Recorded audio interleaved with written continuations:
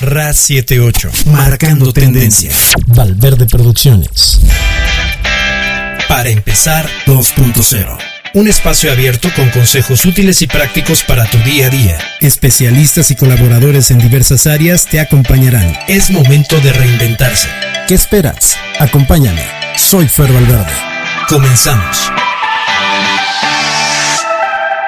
Para empezar 2.0.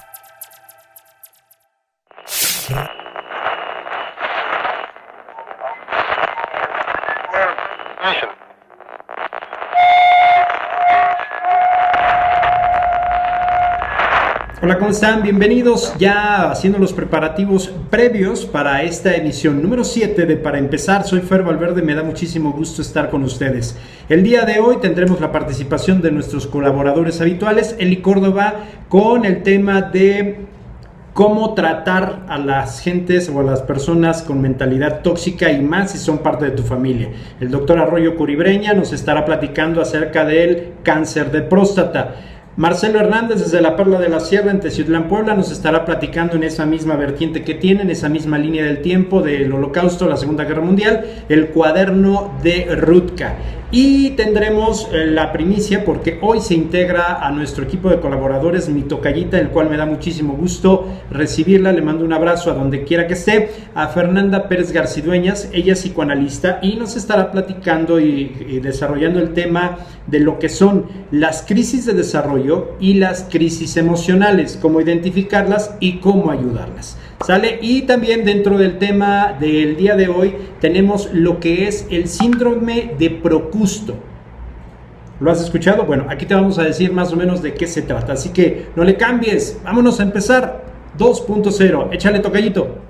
Hola, ¿cómo están? Bienvenidos. Ahora sí, ya un poquito tarde empezando Para Empezar 2.0. Yo soy Fer Valverde y les doy las más infinitas gracias por estar con nosotros a través de esta transmisión, a través de Face Live y a través de nuestra página en internet www.ra78.com. Y evidentemente con las reproducciones posteriores en nuestras plataformas de streaming que son YouTube, Apple Podcast y Spotify, en YouTube en audio y video, Apple Podcast y Spotify en audio. Muchísimas gracias por sus reproducciones y evidentemente por sus comentarios. En este día, lunes 25 de mayo, pues como ya mencionaba en el principio del intro, tenemos la participación de nuestros colaboradores habituales, pero sobre todo el estreno de nuestra tocallita, y digo nuestra porque aquí está Fer. Hola Fer, ¿cómo estás? Hola. Fernanda Pérez Garcidueñas, que es una psicoanalista muy profesional en su rubro, en su campo laboral, y que bueno, estará platicando con ustedes, al igual que nuestros colaboradores habituales, Eli Córdoba, el doctor Arroyo Curibreña y Marcelo Hernández desde la Perla de la Sierra en Teciutlán, Puebla. Y le doy las gracias también a mi Roger, que está, ahora sí Roger, ¿verdad? Sí. Hace rato le dije George, no, es que te pareces a un amigo, muy gran amigo. Así que hoy tenemos casa llena, está mi buen tocallito aquí en cabina orientando a mi buen amigo Roger, que va a estar en los controles. Y bueno, ante todo, muchísimas gracias. Vuelvo a repetir, hoy lunes 25 de mayo iniciamos la semana muy ajetreados, después de una semana pasada que realmente estuvo un poco complicada porque nos quedamos cortos y creo que hoy nos vamos a también a quedar un poquito cortos. ¿Sale? Pero vamos a darle celeridad a todos ustedes. ¿Va que va? Así que hoy lunes 25 de mayo, ¿a quién se celebra? Bueno, la lista completa del santoral. ¿El nombre Veda se le hace a usted conocido? Bueno, Veda es un nombre apto tanto para el masculino como para el femenino. Aunque al día de hoy su uso casi se queda limitado a las mujeres, se desconoce de dónde procede el nombre de Veda. La versión más extendida dice que procede del alemán significando el que impone. San Beda el Venerable, presbítero y doctor de la Iglesia, es el santo de hoy. ¿Quién fue San Beda el Venerable? Bueno, nació en una fecha cercana al año 672 en Northumbria, en el Reino Unido. La mayor parte de la información que ha llegado a nuestros días sobre Beda es la que él mismo escribió y recopiló en Historia Eclesiástica, una de las obras más importantes de la Iglesia Católica y por la que obtuvo el título de el padre de la historia de la Iglesia. Este y otros santos son celebrados durante hoy 25 de mayo. ¿Y quiénes son? Bueno, San Gregorio VII Papa, Santa María Magdalena de Pazzi, San Aldelmo, San Canión de Atela, San Dionisio de Milán, San Dionisio Subuago. Ayúdame, tocayito. Es apellido suizo, sí, suizo, ¿verdad? Lo dejamos en San Dionisio, ¿te parece? No nos pongamos piedritas en el camino. Bien, San Genadio de Astorga, San León de Troyes, Santa Magdalena Sofía Barat, San Pedro Doan Van Van y San Zenobio de Florencia. Muchísimas felicidades a cada uno de ustedes o a las personas que llevan nombres similares a los de hoy, 25 de mayo. Y si no lleva usted esos nombres, bueno, pues muchísimas felicidades porque hay que agradecerle a Dios, a la vida, al destino y al universo de que hoy usted amaneció respirando, viendo, caminando, oliendo, saboreando, escuchando, moviéndose, sintiendo, percibiendo lo que es realmente la vida. Para algunos una vida muy cruda, para otros una vida más light, para otros una vida, pues, ni bien ni mal, pero ¿saben qué? Estamos vivos y ese es un elemento importante para agradecer día a día. Algunos están con tristezas, otros con amarguras, otros viviendo el día a día, otros planificando qué van a hacer el día de mañana, otros simplemente viviendo del pasado, otros proyectando el futuro. Pero sobre todo, agradecemos a todo lo que se pueda el hecho de estar vivo. Así que, pues muchísimas felicidades.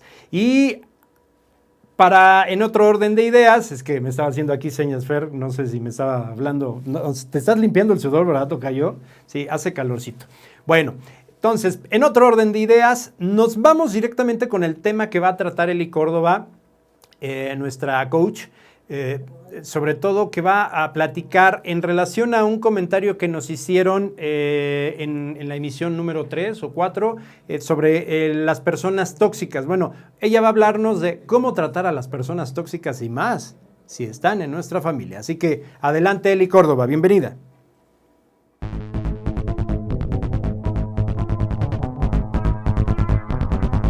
Para empezar 2.0. Hola, ¿qué tal? ¿Cómo están? Espero se encuentren muy bien el día de hoy. Y bueno, pues quiero darles las gracias a las personas que participan en Para Empezar 2.0 con mis cápsulas. Y de verdad quiero disculparme si no contesto inmediatamente sus mensajes, a veces es por falta de tiempo y pues porque ando trabajando, pero créanme que los tomo en cuenta y agradezco mucho sus comentarios. Esta cápsula la quiero continuar dándole seguimiento a una pregunta que nos hizo nuestra amiga Andrea Granja respecto a una cápsula que hice de las personas tóxicas. En esa cápsula abordamos cómo son o su forma de ser y que nos alejemos de ellas, ¿verdad? Por obvias razones. Pero Andrea, contestando a tu pregunta, te voy a decir ¿a qué se refiere una persona tóxica? Bueno, ver más allá de sus comportamientos o sus conductas, ¿no? Estas personas realmente son tóxicas por ese desorden mental o de pensamientos que tienen de sí mismas. Tienen conflictos no resueltos internamente. Entonces lo que hacen es reflejar, ¿no? Proyectar más que nada mis carencias de adentro al exterior o a mi entorno. Entonces lo que yo te invitaría a hacer, contestando a tu pregunta de qué hacer si la persona tóxica se encuentra dentro de mi familia, esto es para ti, Andy. Tienes que hacer un análisis y ver, ¿no? Estudiar a esta persona, ver por qué tiene esa conducta. Probablemente esa persona tuvo problemas en la infancia, probablemente no está contenta con ella misma, si es envidiosa, si es chismosa, si es intrigosa, que viene siendo lo mismo que chismosa, ¿verdad? Pero tienes que ver qué conducta tiene y a qué tú le estás llamando tóxica y por qué es tóxica. Entonces, una vez que tienes ese punto resuelto, entonces tienes que decir, ¿vale la pena? ¿Qué voy a hacer con esto? ¿Esta persona merece mi tiempo? Realmente esta persona tiene muchas carencias, por eso actúa como actúa, envidiando a los demás, hablando mal de todos, porque es una mediocre probablemente y deja todo a medias y no termina nada, porque necesita de los demás para sobresalir y tiene muchos complejos con ella misma o con él mismo. Entonces vive sumergido en la envidia o vive sumergida en hablar mal de los demás, de los que están a su alrededor, por falta de logros propios. Entonces quiero que sepas que todas estas personas es por cosas no resueltas con ellas mismas. Entonces culpan a la vida, culpan al entorno, culpan a las personas de su sentir. Entonces esto, Andrea, tienes que analizarlo tú. ¿A qué me va a llevar si la confronto o lo confronto? ¿Va a cambiar o se va a enojar? Acordémonos que este tipo de personas, cuando les haces notar sus errores, ya sea con una retroalimentación sana, no lo van a tomar a bien, se van a enojar y se van a poner a la defensiva contigo y te vas a convertir en su enemiga. Entonces nuevamente volvemos a ti, Andy. ¿Vale la pena ponerte en mal con esa persona, ponerte a pelear? ¿Lo va a entender? ¿Va a comprender que está mal? Porque si es así, adelante, busca las palabras apropiadas para poder decirle, oye, esto que haces probablemente es algo que no has resuelto en ti y por eso tienes esa conducta. ¿Por qué envidias mucho a los demás?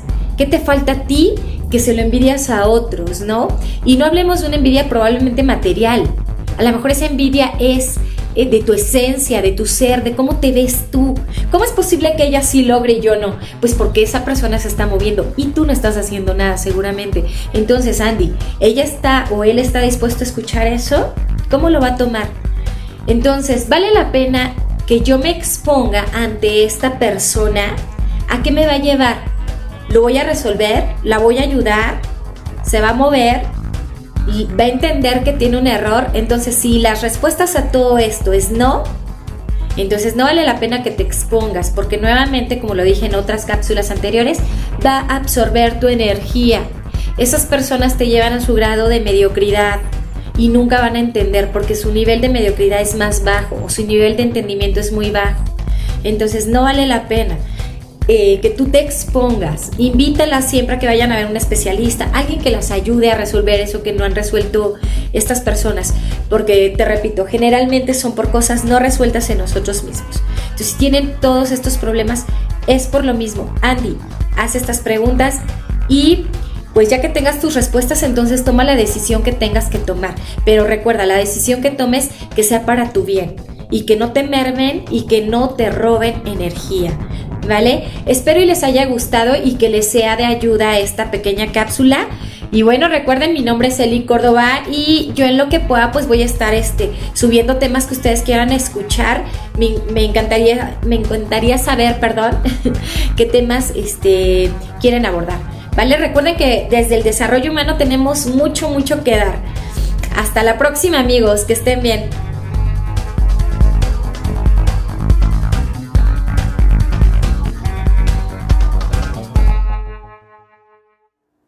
Muchísimas gracias, Eli Córdoba. Y bueno, los consejos son muy prácticos para reconocer y saber cómo tratar y sobrellevar a las personas con mentalidad tóxica. Eli Córdoba desde Oriental Puebla, todavía está ya encerrada en esta cuarentena. Y a continuación, para darle celeridad a las secciones y no se nos enfríe la gente, muchísimas gracias a todos los que están ahí conectados a través de nuestro Face Live. Nani Montiel, alcanzo a ver a Leti González, Nani Montiel, a mi buen amigo Jesús Islas, Andrea. Bueno, muchísimas gracias y ahorita les vamos respondiendo, ¿sale? Vámonos directamente con caballeros.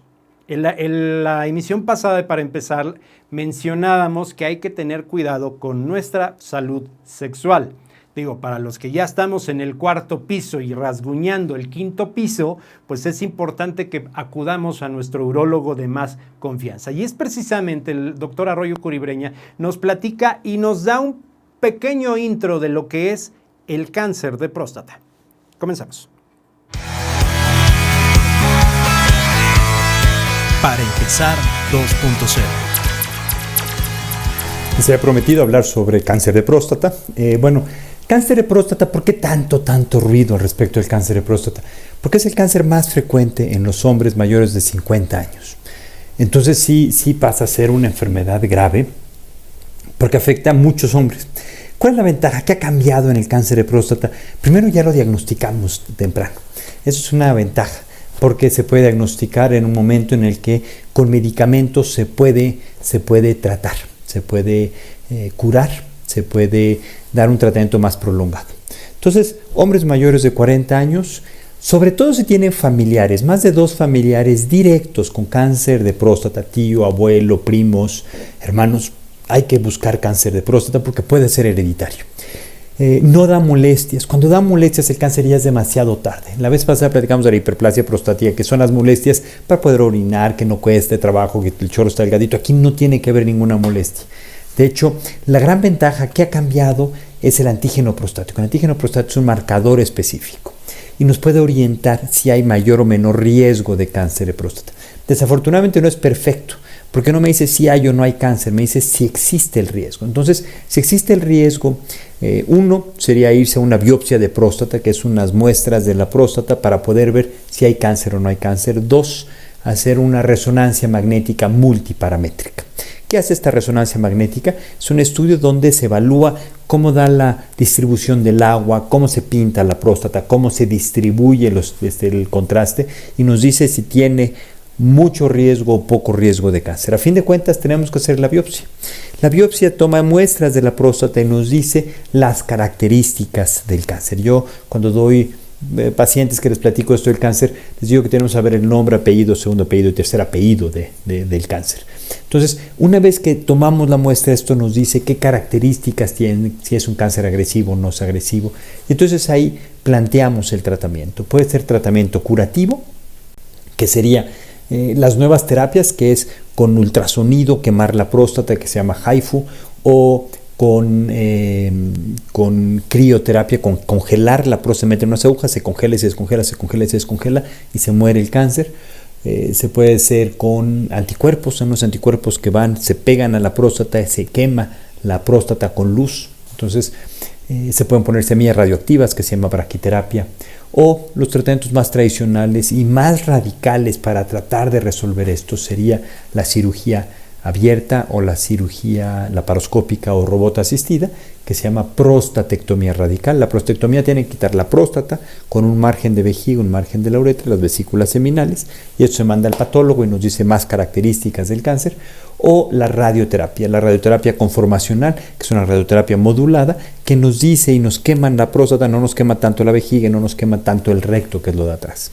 El problema de estas técnicas, que conforme más agresivas, pues más radicales, aumenta el riesgo de impotencia, porque se lastiman los nervios encargados de la erección, o de incontinencia, de fugas de orina, ¿no? Esto hace que, la idea es que tratemos de curar este cáncer. Si estos pacientes, o 1, ya no están para tratamiento curativo, o 2, el tratamiento curativo no lo pudo resolver y hubo algunas células por ahí que se nos fugaran, ¿qué pensaríamos en hacer tratamiento para frenar el cáncer? ¿Qué existe? Existe primera línea, que sería un bloqueo hormonal. El bloqueo hormonal implica que yo le doy medicamentos y el cáncer de próstata come testosterona. La testosterona es la hormona que platicamos la vez pasada, que hace que nos dé las características sexuales masculinas. Hace que tengamos el crecimiento de la barba, hace que nos cambie la voz, pero también le da de comer al cáncer. Entonces frena el cáncer porque le quita la comida. Pero no es curativo. ¿Por qué? Porque hay cáncer de próstata que se llama hormono dependiente, que come hormona, entonces si se lo quito se muere. Hormono tolerante, que si hay hormonas está más a gusto. Y hormono independiente, que si no hay hormonas o si hay hormonas no le importa porque el cáncer sigue creciendo. Y estas líneas celulares son las que nos pueden dar problemas después de muchos meses o años. Y entonces hay que dar una segunda línea de tratamiento, que sería con medicamentos nuevos que se llaman antiandrógenos muy potentes, como están la abiraterona, enzalutamida o apalutamida, y lo que hacen es que bloquean lo que está haciendo de trampa el cáncer. ¿Qué hace de trampa el cáncer? Pues si no le doy comida, el cáncer produce su comida o hace más chapas para poder recibir las llaves, o hace llaves artificiales. O sea, todos estos mecanismos que pudiéramos discutir un día para que el cáncer aprenda, y entonces se le da estos medicamentos. Si no responde a estos medicamentos, se puede dar quimioterapia, que puede ser a base de docetaxel o cabazitaxel. Si no responde y hay siembras en los huesos, se puede dar una terapia que se llama radioterapia con radio 223, que es un medicamento que se pega a las siembras de los huesos y las quema y lo frena. Entonces, como podemos ver, hay muchas líneas de tratamiento. ¿Qué es lo que ha hecho esto? Que el cáncer de próstata ya no se muera la gente de cáncer de próstata, sino que se pasa a ser una enfermedad crónica de mucho tiempo. El problema son los costos, son medicamentos caros, pero les va muy bien y tienen buena calidad de vida y pueden vivir durante muchos años con cáncer, que es lo que queremos. Que, bueno, si nos tenemos que morir, como todos nos tenemos que morir, pero que no se mueran por el cáncer, sino con el cáncer. Son algunas cosas que les podemos platicar al respecto de cáncer de próstata. Cualquier cosa escríbanos y con todo gusto los aclaramos. Me da gusto. Saludos. Bye.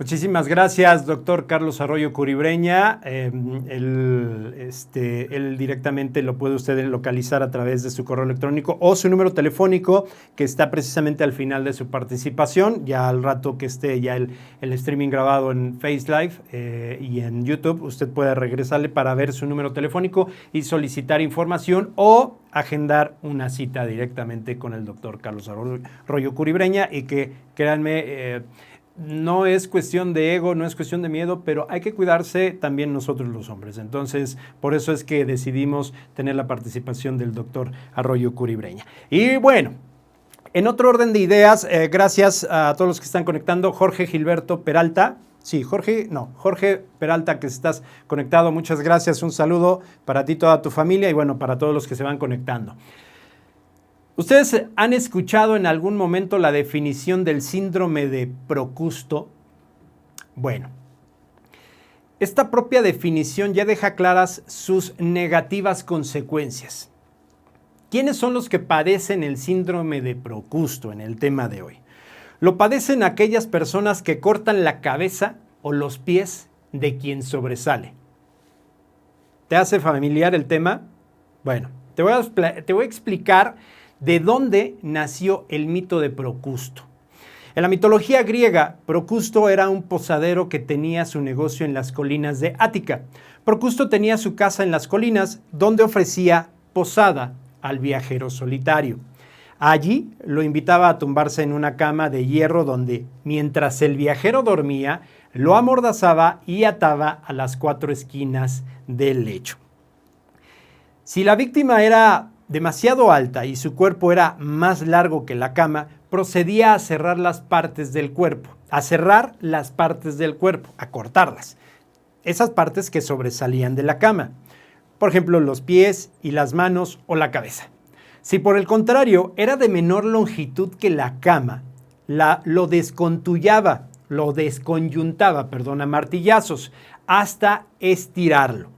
Según otras versiones, nadie coincidía jamás con el tamaño de la cama porque Procusto poseía 2 camas, una exageradamente larga y otra exageradamente corta o bien una longitud ajustable. Procusto continuó con su reinado de terror hasta que se encontró con el héroe Teseo. ¿Te es familiar? Ok. Quien invirtió el juego y retó a Procusto a comprobar si su propio cuerpo encajaba con el tamaño de la cama. Cuando el posadero se hubo tumbado sobre esta cama, Teseo, ¿qué creen que hizo? Lo amordazó y ató a la cama. Y allí fue que lo torturó para ajustarlo como él hacía con sus viajeros. Le cortó a hachazos los pies y finalmente la cabeza. Matar a Procusto fue la última aventura de Teseo en su viaje desde Trecén hasta Atenas.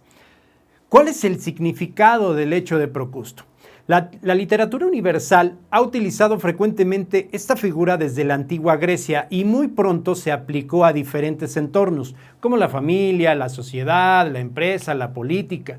Básicamente, Procusto se ha convertido en un sinónimo de uniformidad y su síndrome define la intolerancia a la indiferencia. Así, cuando alguien quiere que todo se ajuste a lo que dice o piensa, lo que quiere es que todos se acuesten en el lecho de Procusto. También aquellos que cogen tus sueños y los adaptan a sus limitaciones mentales para decirte que no se puede, que eres un iluso y que nunca alcanzarás lo que te propones. O sea, en otras palabras, roban tus sueños y tus energías. Y cuidado, porque creo que todos a nuestro alrededor conocemos a alguien así, principalmente para los que andamos a pie y andamos en el día a día en el ámbito laboral. Los Procusto en tu día a día, hacemos una revisión actual del síndrome de Procusto. ¿Te parece? Bueno, para reconocer mejor la figura de Procusto a tu alrededor, deberás tener en cuenta que lo sabrá aquellos que ejerzan una visión de forma consciente, pero también quienes ni siquiera sepan qué es lo que están haciendo. O sea, en pocas palabras, tenemos procustos inconscientes y procustos conscientes. Vámonos con el primero. Procustos inconscientes. Les afecta emocionalmente cuando otra persona tiene razón y ellos no. Creen que son empáticos, pero en realidad juzgan desde su egocentrismo las reacciones de otros. Suelen hablar de trabajo en equipo, escuchar, ser tolerantes, intercambio de ideas, etc. Pero siempre con argumentos, como argumentos para ser escuchados y no para escuchar. Los procustos conscientes, ¿a qué se refiere con ello? Ellos siempre tienen miedo de conocer a personas a las que les va bien. ¿Te suena? Son proactivas. ¿Te suena? Tienes más conocimientos, capacidades e iniciativas que ellos. Ojo, son las diferencias entre el procusto consciente y tú, Si lo encuentran, les invade una sensación de desconfianza y malestar. No me late este cuate, ¿no? Por ahí, tiene mala vibra. Enfocan sus energías en limitar las capacidades creativas e iniciativas de otros para que no queden en evidencia sus propias carencias. Son capaces de modificar su posicionamiento inicial si con ello se deslegitiman al otro. Suelen buscar la complicidad de otros para que, entre todos, puedan acabar con aquel que destaque más que ellos. ¿Te suena? ¿Te checa? Suelen buscar la complicidad de otros para que entre todos acaben con esa persona que está destacando más que ellos. ¿Conoces a alguien así en tu oficina, en tu trabajo, en la obra, no sé, en la familia, en la ciudad, en la política? Uy, si les dijera aquí en Puebla, sí las conocemos. Así que tengan mucho cuidado. Estos tips son esenciales para que ustedes conozcan a esas personas con el síndrome de Procusto, que son muy comunes hoy en día en el ámbito laboral. Y cambiando ya de orden de ideas después del tema de hoy, vámonos directamente y le damos la más grata bienvenida a mi tocallita hermosa, Fernanda Pérez Garcidueña. Ella es psicoanalista y nos va a platicar en su primera intervención acerca de lo que es las crisis de desarrollo y las crisis emocionales, cómo identificarlas y cómo apoyarlas, ¿sale? Así que espero que sea de tu agrado, de tu interés y cualquier cosa, ahí están sus números.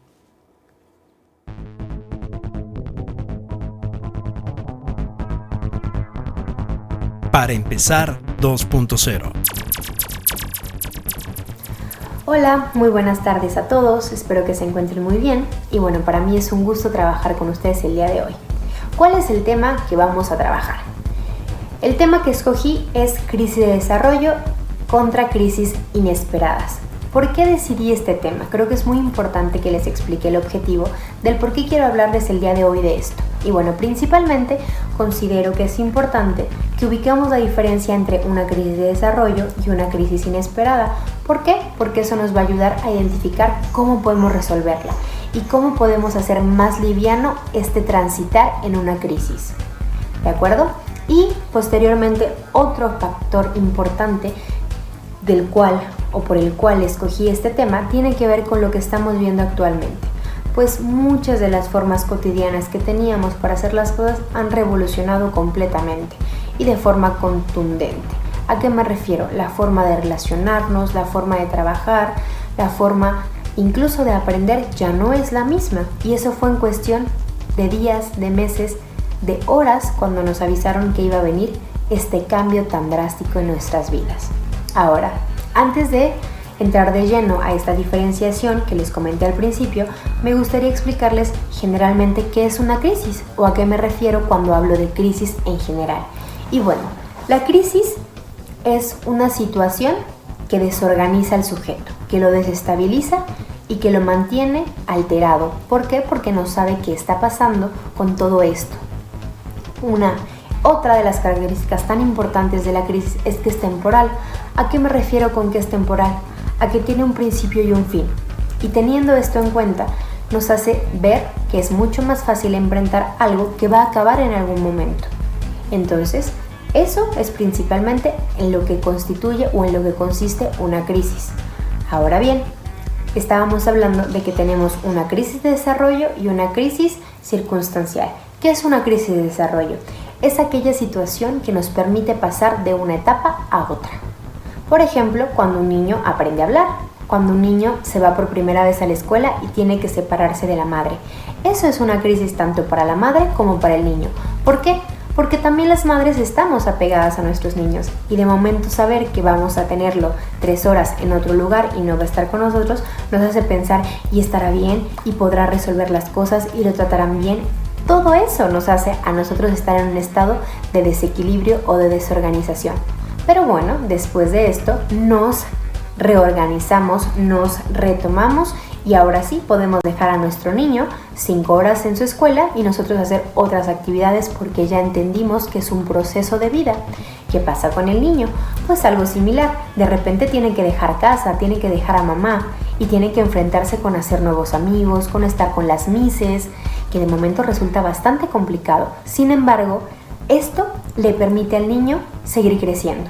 Imagínense, si nosotros no lo lleváramos a la escuela para que no se sintiera mal por la separación que va a tener de su mamá, pues yo creo que este chiquito jamás va a desarrollar habilidades sociales, jamás va a desarrollar esta capacidad de ser independiente, de ser autónomo.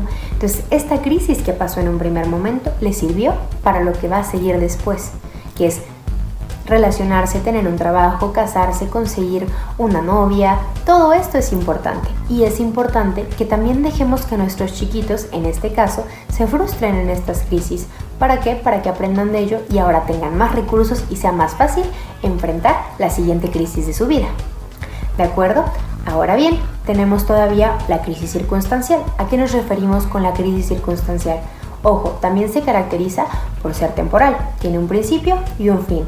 Sin embargo, esta crisis no fue una crisis que tuviéramos en mente, no fue una crisis que fuera planeada. Nosotros tenemos claro que cuando tenemos un hijo, bueno, va a crecer y va a tener amigos, y va a ir a la escuela, y va a casarse, y va a hacer una vida. Justamente eso nos ayuda a entender todas las crisis que tenemos que pasar junto a nuestro hijo.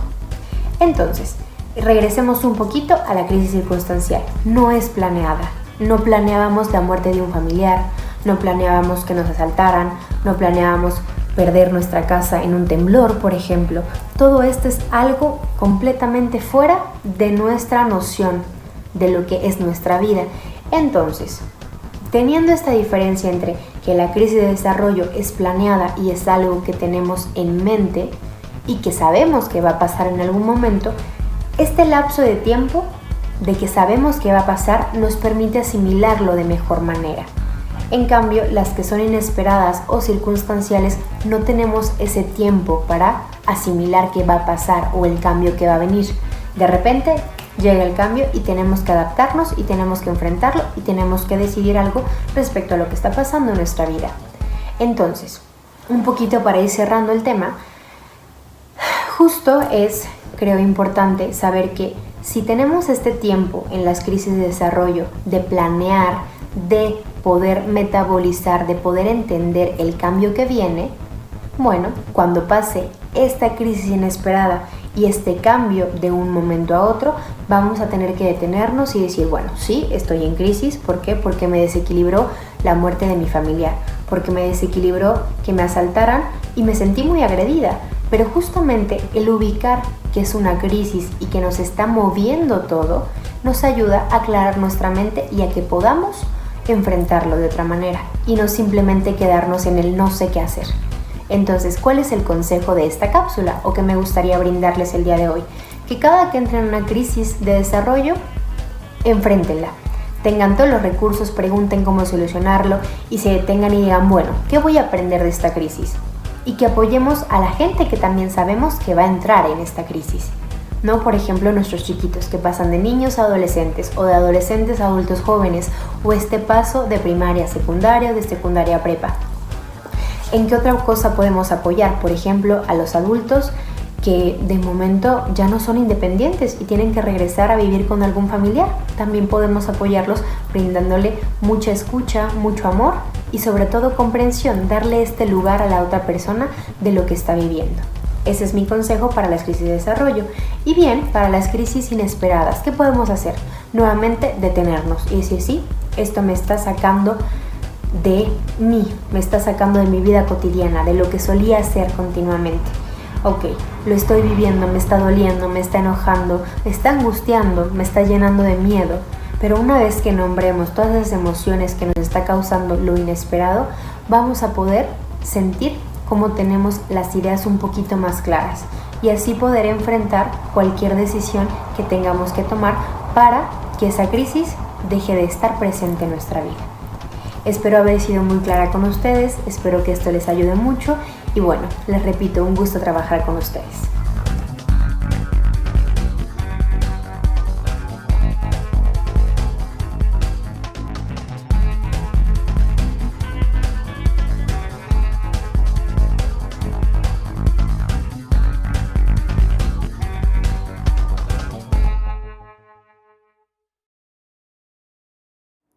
Muchísimas gracias, Fer Garcidueñas. Bueno, ella la van a estar viendo a partir de esta emisión número 7 en nuestras posteriores emisiones. Vámonos directamente con Marcelo Hernández con el cuaderno de Rutka y con él nos despedimos porque estamos en tiempo para finalizar este programa. Muchísimas gracias a todos. Nidia Molotla, te acabas de conectar. César Pérez, muchísimas gracias. Les mando un infinito abrazo. Vámonos directamente con Marcelo. Hasta luego. Que tengan un excelente inicio de semana.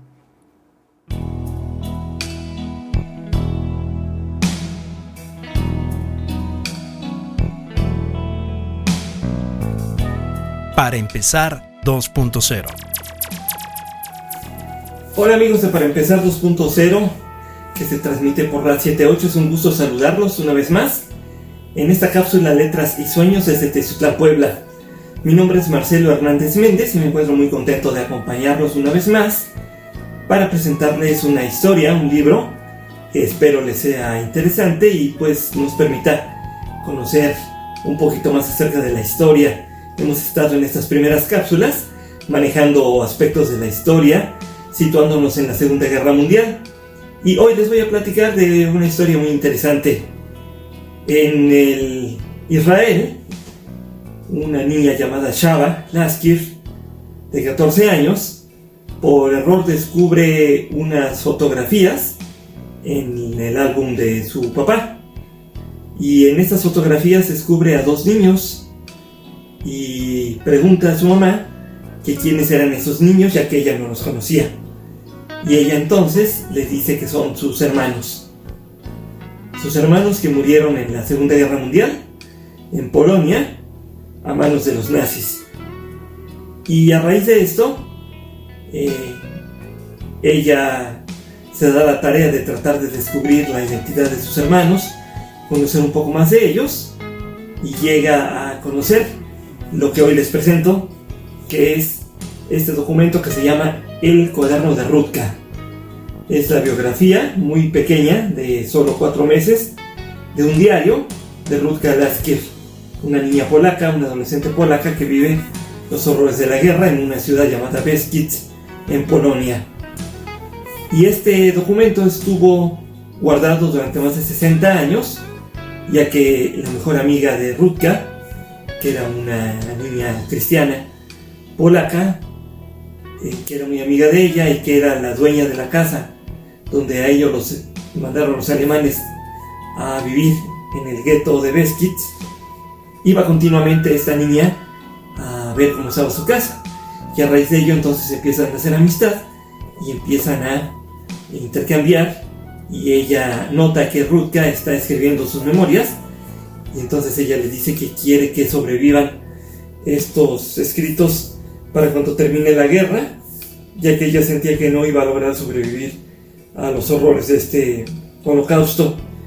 Y entonces su amiga Stanislava le muestra en las escaleras de la casa donde ella había vivido, entre el último escalón y el primero de arriba hacia abajo, en la parte superior, en el último escalón, hay un pequeño, las escaleras en ese tiempo eran de madera, y entonces entre una y otra había un pequeño hueco que se hizo pues por la polilla y por el tiempo, y entonces Rutka pudo esconder ahí su diario, y ahí estuvo escondido durante todo el tiempo que duró la guerra. Luego, cuando termina, Stanislava se dirige a la casa, logra rescatar el diario y durante 60 años lo tiene guardado en su casa, pues como un recuerdo de su amiga, hasta que un historiador del Museo Israelí, que se dedica a recuperar todos los recuerdos de los judíos que vivieron en la época de la Segunda Guerra Mundial, por accidente escucha de este diario, va a visitar a Stanislava, ella le muestra el documento y ella lo dona para este museo, en el cual en las escenas que van a poder ver aquí junto a mí, pues van a observar el diario original de Rutka Laskir. Y ella, ¿qué expresaba en este diario? Bueno, expresaba pues sus sentimientos juveniles. Puede ver en las fotografías de Rutka que vieron al inicio de este documental y poco a poco van a ir saliendo, que era una niña muy guapa. Cuenta en el diario que era de cabello negro, de ojos negros, muy alta, muy estilizada su figura, y por lo tanto pues era muy bella para su tiempo, y llamaba la atención de los chicos de su edad. Y ella habla en el diario, entre muchas otras cosas, pues la ilusión de poder dar su primer beso, y un amigo de ella que logró sobrevivir al Holocausto pues comenta que ella logró cumplir su sueño antes de que fuera encerrada en el gueto, de poder dar su primer beso, como un ejemplo, ¿no? Ella empieza a narrar en los 4 meses de historia que contiene este diario, pues todas las vicisitudes que tuvieron que vivir, desde el hecho de tener desde 1939 ya estar escondidos 4 años, de estar ya pues resguardados en el gueto de Beskidz, cuando ella logra empezar a escribir este documento. Y también habla de cómo fueron señalados para ir a trabajar a las fábricas, ya que Polonia tenía muchas artes y oficios, y los alemanes los aprovechaban pues para suministrar todo lo que ellos necesitaban, y eso permitía que los judíos que eran elegidos para trabajar en las fábricas, en los diferentes oficios que necesitaban los alemanes, pues tuvieran una esperanza de que pudieran pues comer mejor, tener acceso a salud y tratar de evitar pues los maltratos por parte de los alemanes. Y logran hacer esto desde 1939 hasta 1943, cuando Alemania decide poner en práctica lo que llamaron la solución final, y que es el exterminio de la raza judía.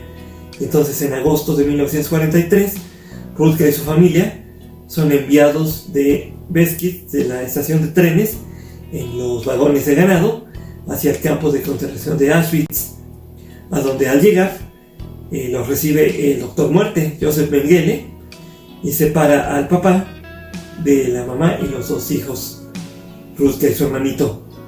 Él es separado para ser enviado a trabajar a los campos, y Rutka y su mamá y su hermano pues se suponía que habían sido enviados a los crematorios inmediatamente para ser muertos.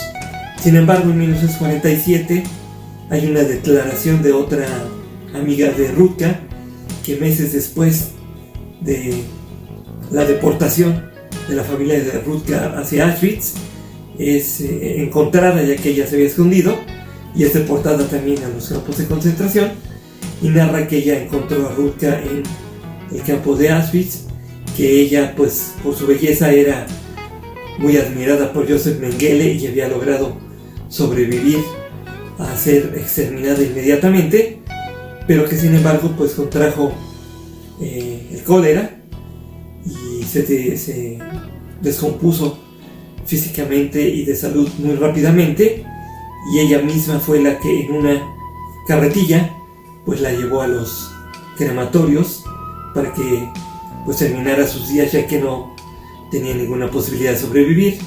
Y en el camino hacia el crematorio, Rutka le pidió a su amiga que la aventara a las rejas electrificadas. Sin embargo, los soldados alemanes estaban vigilando y no permitieron que esto se realizara, y Rutka pues fue llevada a los crematorios, donde pues terminó sus días. Un testimonio, ella habla de la soledad, de la tristeza, de tener que soportar el hecho de tener jornadas inmensas de trabajo. Empezaban a trabajar a las 6 de la mañana en las fábricas y terminaban a las 10 de la noche. Hacían una sola comida al día, por lo tanto pues había desnutrición, y eso que eran de los elegidos por parte de los alemanes para tener condiciones un poquito mejores de vida con respecto a los demás, pero pues sí presentaban estas situaciones de insalubridad, y obviamente a la edad que tenía Rutka, porque se estima que ella tenía 14 años cuando escribe este documento en el 1943, y se estima que murió en el 1944, cuando estaba cumpliendo 15 años. Es llamada Rutka Lasker, la nueva Ana Frank polaca, o la Ana Frank de Polonia. Al ser descubiertos sus escritos, pues fue un gran acontecimiento en Beskids, en Polonia, y es un lugar altamente visitado por los turistas para ver pues tanto la casa donde nació y vivió Rutka Lasker, la casa donde estuvo la mayor parte del tiempo en el gueto de Beskids, y un último lugar donde vivió los últimos meses que estuvo en Beskids, que fue otro gueto mucho más reducido, donde había mucho más personas que vivían juntas antes de que fueran tomada la decisión de que fueran trasladados a los campos de concentración para ser eliminados. Una historia también muy fuerte, que deja muchas enseñanzas y que nos debe de permitir recordar que fue una chica resiliente, una chica que se fue sobreponiendo a los fracasos, a las situaciones difíciles de la vida. Tuvo esperanza. Desafortunadamente pues las situaciones que le tocaron vivir pues no le permitieron a ella sobrevivir, pero su historia pues sí se logró rescatar, y aquí está el cuaderno de Rutka, un gran material histórico que les recomiendo ampliamente que lo puedan leer, ya que valdrá la pena, y sobre todo pues, como les he insistido en estas cápsulas, la juventud tenga acceso a esta documentación, a esta información, pues para que no vuelvan a pasar este tipo de cosas en nuestro país, en nuestro mundo, que seamos conscientes y que luchemos día con día pues para hacer un mundo mejor.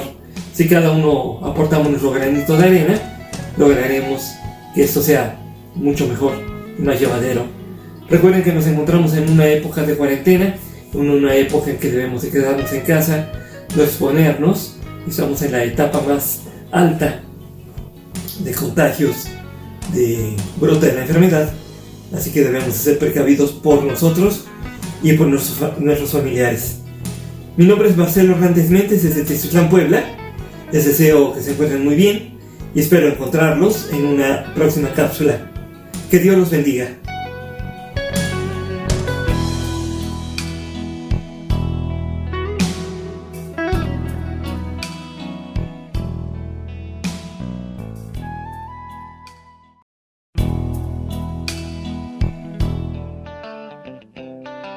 La música, motor de generaciones que ha trascendido a otras. RA 78, la música del ayer y hoy, presente.